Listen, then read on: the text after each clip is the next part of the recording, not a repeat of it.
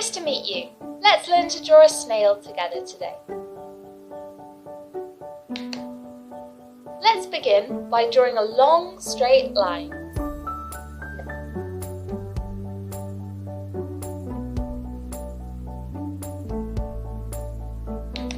Next, on the right side, add a small curve at the end of the line. We need to then draw a long N shape.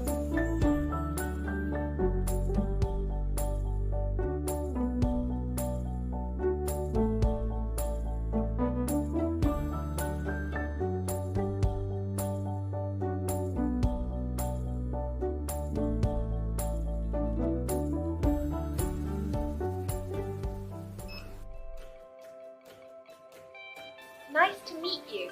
Let's learn to draw an apple today.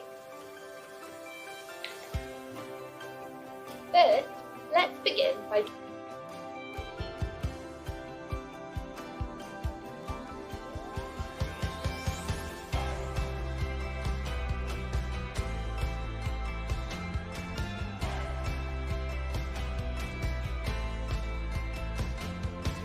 Can you tell me how many apples do we have in total?